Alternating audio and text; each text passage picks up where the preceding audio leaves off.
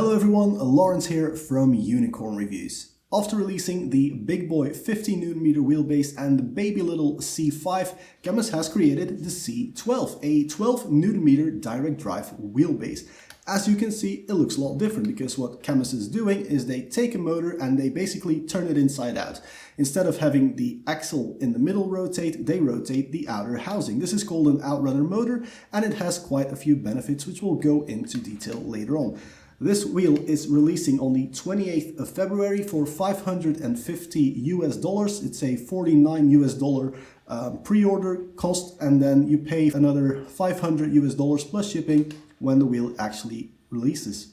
Now, I don't know how long it will take between pre-ordering and this wheel shipping, but the fact that I have one already and that people who buy them on Alibaba already have them means it probably won't take very long. The C12 has a user swappable rim, but the standard rim isn't too bad. It's a 30 centimeter diameter, perfectly round rim without any thumb bumps, without any wrist bumps, if you can call them that. It's just a simple zero dish round wheel, probably great for you drifters out there, but not as great for you GT racers out there. On top is a yellow centering ring, again probably great for drift and rally, not so great for me as I find it distracting seeing a yellow ring flash in front of my eyes all the time. The quality of the rim is pretty good, it's fairly thick aluminium, there's not a lot of flex, if any flex at all, to the rim. The leather is okay, as is the stitching. I did find it a bit uncomfortable on the top of my thumb every now and then, but wearing gloves kind of fixed that. I'm also expecting, like with the GT1 wheel that I have from Cammus, this will wear a little bit after time and it will get more comfortable,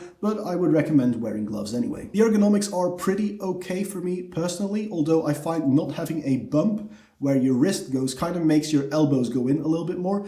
Not a problem for me, but it may be a problem for some of you, so just swap the wheel if that is something you don't like. This next bit in the review is a bit of a tough, tricky one for me personally, because I was super impressed with how the buttons feel and sound. They're very tactile, very clicky buttons. However, after about 5 hours of driving, I noticed a rattly noise inside of the wheel, and I also noticed that 4 buttons at the top just completely stopped working. Now, luckily for me, I had this set to changing camera, looking left, right, and flashing my lights. But if that was in a race where I spent 10, 20 hours practicing and my ignition button or my starter button broke and I couldn't get going again after a pit stop, I would have been incredibly pissed. Looking inside the wheel, there's a lot of glue everywhere, so I don't think any cable can come undone. However, when you put a metal nut on a plastic thread and not lock it in place anyway, with the vibrations you get from a direct drive wheelbase, it is always going to come loose. So I informed Cammus about this. They said they haven't seen this before, and maybe it's just my wheel and I'm just very unlucky that 4 of the buttons broke. But I see this happening to a lot more wheels, so we'll see how that pans out. Also, I am in contact with Cammus to fix the problem, and I'll pin a comment below this video with an up-to-date status on how that experience is going, because again, I want to have this video out as soon as possible. Now, as I said, I am super impressed with the quality of the buttons, and also the dials feel really good. The thumb dials are also nice and clicky and tactile, so even with gloves, it is basically usable, which you don't get with a lot of entry-level and mid-range wheels. Usually, the dials are too loose, and they're still pretty loose, but you're not going to accidentally bump them when like clicking the button, for example, and that's an important one to me. What strikes me as a little bit weird though is the variation in dials. The top dials come straight from the C5, these only rotate and aren't clickable, but then the bottom dials look and feel completely different and are clickable. On top of that, everything on this wheel is black, but then the joystick, excellent joystick on the left by the way, great for navigating menus, looking around, and also the funky switch on the right, and of course sim racers love funky switches. These are then just bare, bright aluminium, and it doesn't fit in with the aesthetic of the wheel at all. So it looks a bit strange. Also, there's no like dust cover for the joystick. I don't know if dust is going to get in there and if that's going to somehow affect the functionality of the joystick. But I just think it looks a bit unfinished, and it looks more like a parts bin special than like a well thought out, well designed and iterated upon product. So maybe wait for a version 2 of this to look a bit more finished. Now, generally speaking, Cammus doesn't cheap out on materials. For example, the plate or the box in which all the buttons and the PCB is housed is machined aluminium. They have to take a block of aluminium, machine it, anodize it, and then remachine it to get like the silver edge along the sides. This is super expensive. They could have cheaped out by going with injection molded plastic if they achieved the sort of volume you would need to do such a thing. They could have gone with much cheaper build on this wheel. Cammus stuff is always built really high quality. Even their packaging. If you're ordering from China, you may worry about import duties, but you don't have to worry about the product arriving damaged. There is so much foam in this packaging and the box is so strong, you can drive a truck over this and it will be perfectly fine. On the back, of course, two shifters. These shifters are magnetic, super smooth, but very tactile, pretty loud as well, as you can hear. But they're really good shifters. I really like them. I have no problems with them. But that said, I do have like size extra large glove hands.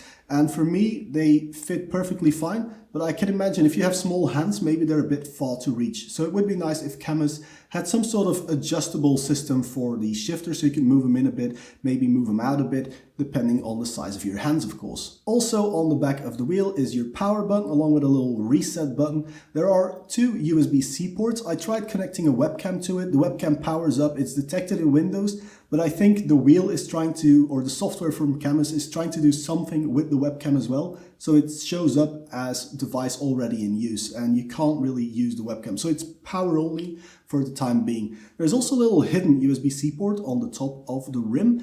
This port rotates with the rim. There's probably going to be some upgrade part later on that you can get, maybe a little display. But at the moment, that port can't be used to plug in a fan, for example, or you can't even get power out of the top USB-C port. Two other USB-C ports clearly labeled for shifters and handbrakes, so I understand that I can't just plug a USB drive or a webcam in and have it all work, but it would be a really nice option if we could do that, just to get even better cable management with our sim rigs. A very strange thing with the C12 is it uses the same desk clamp as the C5, but the desk clamp is a $30 extra.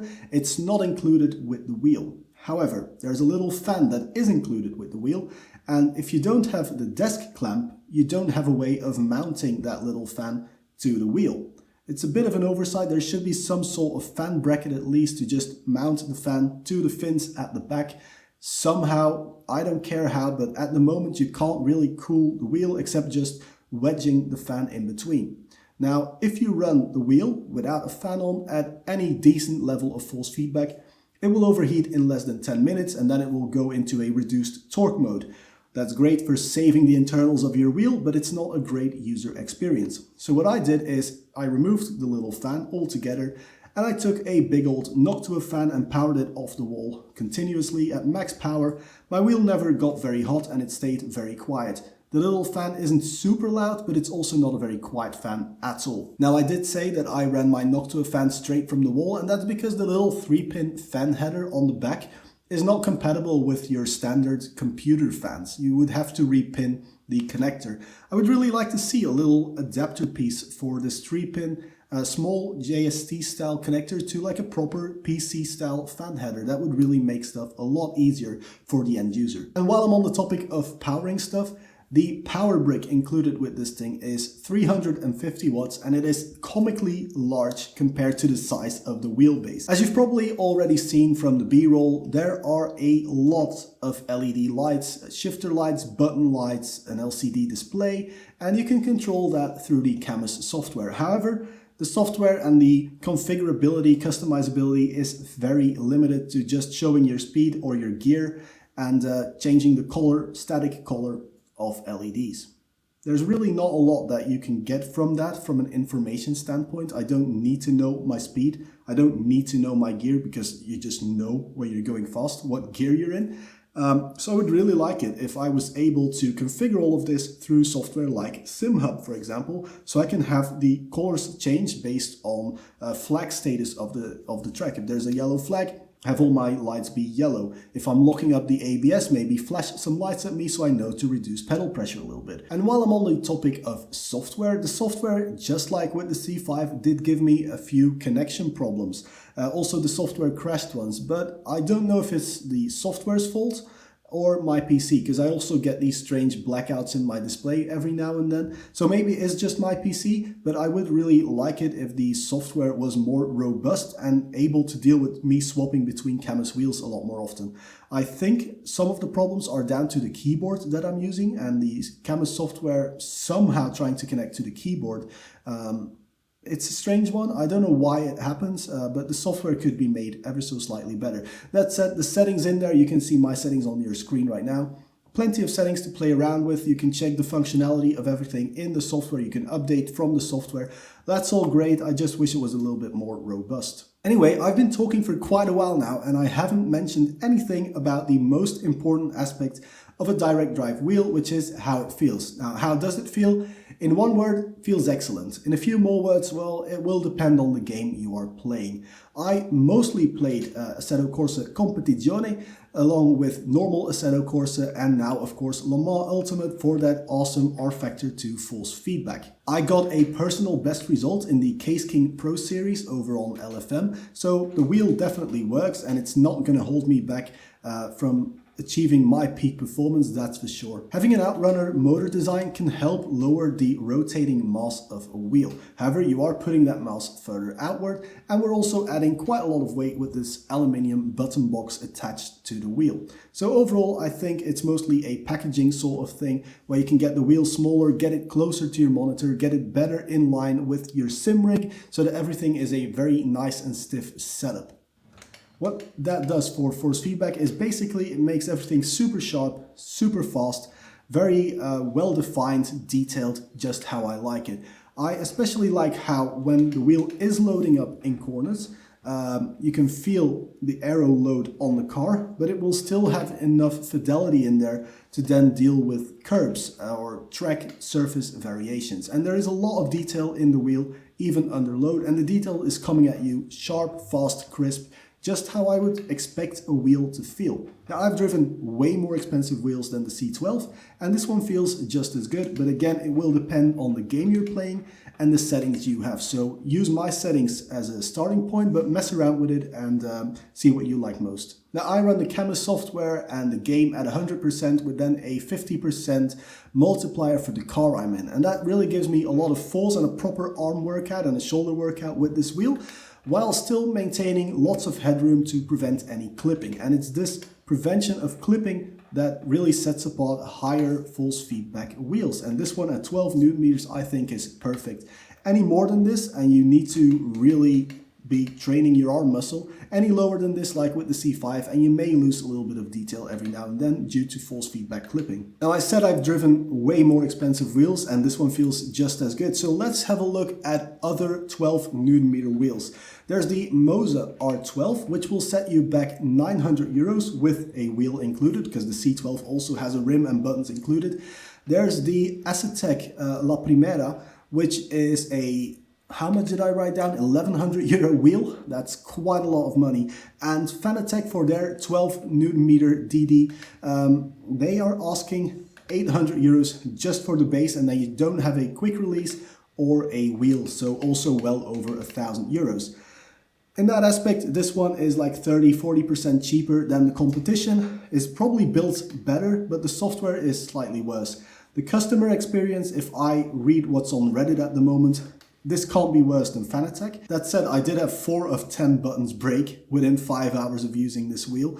And the communication with Cammus, I mean, they're friendly, they're relatively quick to answer, but they're not the best to communicate with. Now, I did compare this wheel to other 12 Newton meter wheels earlier, but let's compare it to Cammus's own 15 Newton meter wheelbase. Now, this wheelbase is set to be a $900 wheelbase, but it's been on sales basically since forever. And so it's 450 euros for just the base, 100 euros less than the C12. You add in a 50 euro quick release from Cammus, which is a great quick release, by the way. And now you're at 500 euros, still 50 euros less. So if you get a cheap button plate and a cheap rim for about 150 euros more than the C12, you can have a wheelbase with a quick release, hot swappable wheel system. So conclusion time then, and I have to say the Cammus C12 is a really competitively priced product that just offers incredible force feedback and all the features you would really want, other than SimHub. And if the buttons didn't break on mine, this would be a glowing review and I wouldn't have anything to complain about with this wheel. Luckily for me, this is not going to come across as a sponsored video because the buttons did break and I'm pretty pissed off about it. But Cammus is doing what they can do to help me fix the problem. And again, check the top pinned comment where I'll give you an up-to-date status on my experience fixing this wheel. The C12 has the same torque as much more expensive competition and combines that with higher build quality, better buttons, better feeling dials, more buttons and dials, a joystick, a funky switch, everything a sim racer could possibly ever dream of. So for me, I can definitely recommend the C12 if my problems get fixed, of course. And I would definitely also recommend you to go and check out other people's review on the C12. Maybe other people have other problems. Maybe everyone has the same problem. I have no idea because I'm making this video before anyone can publish their review of the wheel. Anyway, guys, that's it for me for now. Thank you all very much for watching. Questions go below in the comment area and I'll see you all in the next one. Cheers!